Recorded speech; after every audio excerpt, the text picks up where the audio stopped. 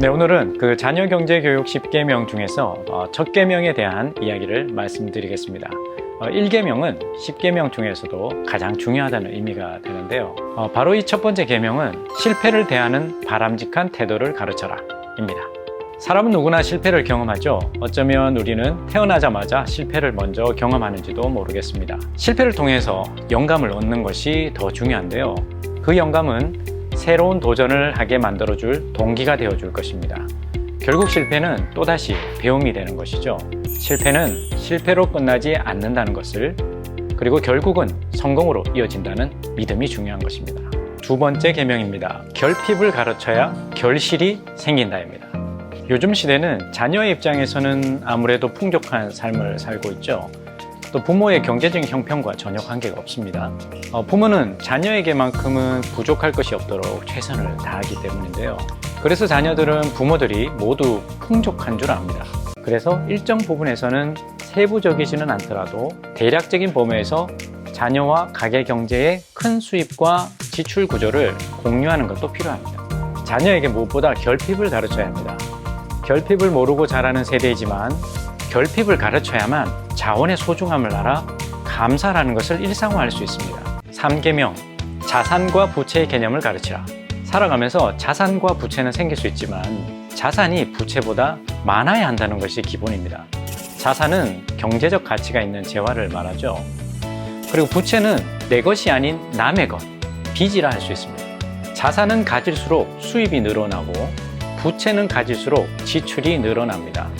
이 자산과 부채의 개념을 통해 내 것과 남의 것을 구분하게 되고 늘어나는 돈과 줄어드는 돈의 흐름을 알 수 있게 됩니다. 남의 것을 빌려 쓰는 것을 신중하게 여기면 내 것을 늘리는데 도움을 주게 됩니다. 부채 상황에서는 결국 비싸게 물건을 구매하게 만들고 그 부채는 점점 많아질 수밖에 없다는 것이죠. 자녀에게 부채를 가르치면서 반드시 이자율을 함께 가르쳐야 하는 이유입니다. 네 번째 계명입니다. 바로 주체적인 소비자가 되도록 가르치라 입니다.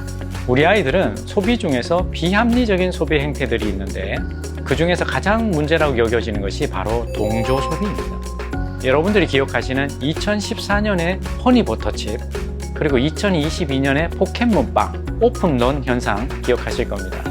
띠부띠부실 당근마켓에 거래되는 것들 많이 있었죠. 이런 것들을 이제 밴드웨건 효과라고 얘기합니다.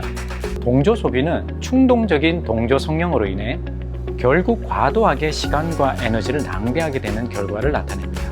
필요에 따라 소비를 결정할 때 또래 압력을 이기는 힘이 되어야 하는데요.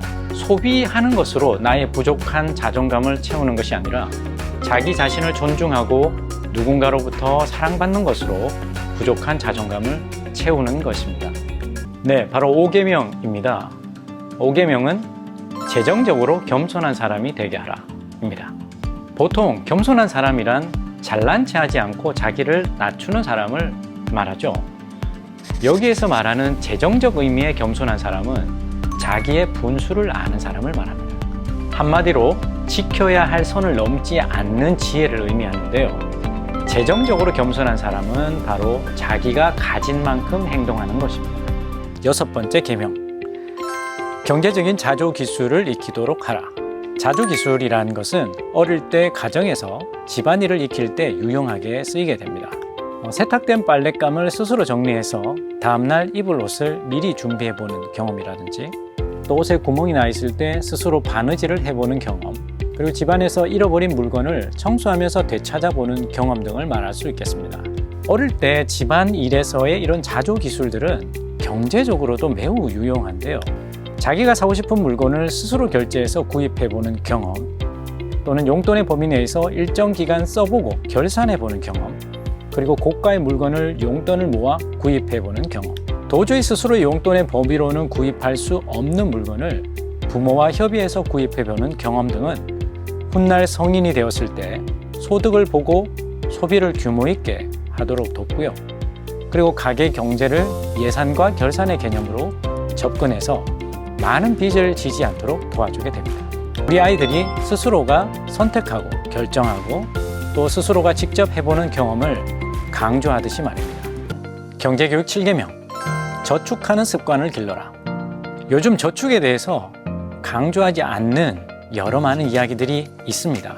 저축은 건물을 짓는 데 있어서 벽돌 한 장과 같은 역할을 합니다. 벽돌 한 장 한 장은 큰 값어치가 나가지 않을 수 있지만 그 벽돌이 모이고 모여 건물이 지어지는 것처럼 벽돌은 건물을 짓기 위한 가장 기초적인 작업이 되기 때문입니다.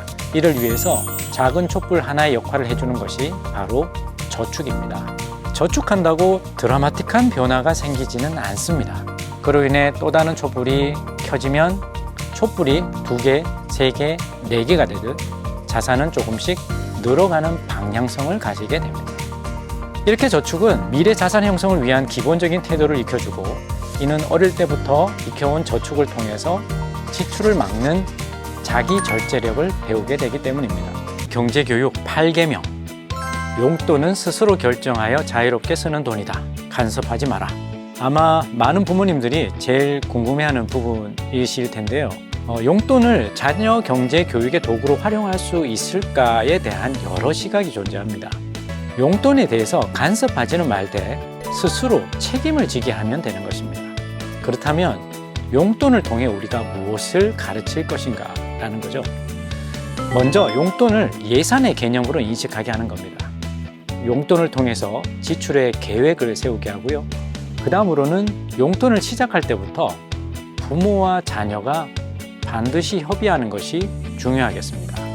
스스로 책임을 지게 하기 위해서는 용돈의 지출 용도와 범위를 명확히 설정을 하는 것인데요. 예를 들어 학용품은 누가 사줄 것인지, 간식은 자유롭게 사 먹지만 아토피가 있는 자녀의 경우에는 또 간식은 부모가 사주기로 한다든지, 그 다음으로 이제 부모는 또 용돈을 주는 시기를 결정을 하게 될 텐데요. 주간, 월간, 그리고 매일 이렇게 용돈의 시기를 정했다면 반드시 그날에 용돈을 주셔야 합니다. 9계명, 정기적 수입과 비정기적 수입을 구분하게 하라. 자녀에게 소득이라고 할 만한 것이 이제 용돈이라고 앞서 말씀을 드렸습니다. 용돈은 자녀의 입장에서는 정기적인 수입이 되죠. 이와 함께 비정기적인 수입도 관리를 해야 하는데 이 비정기적이라는 의미는 주로 어린이날, 또 자녀 생일, 또 크리스마스, 또 명절, 느닷없는 또 어른의 방문 등을 통해서 수입이 생기기도 합니다. 이런 비정기적 수입을 어떻게 관리할 수 있을까? 비정기적 수입은 가급적 저축을 하도록 유도하는 것이 좋습니다. 왜냐하면 수입의 규모를 정확히 예상할 수 없기 때문에 저축을 거쳐 지출 계획 수립을 통해 지출하도록 유도하는 것이 좋습니다. 10계명 마지막입니다.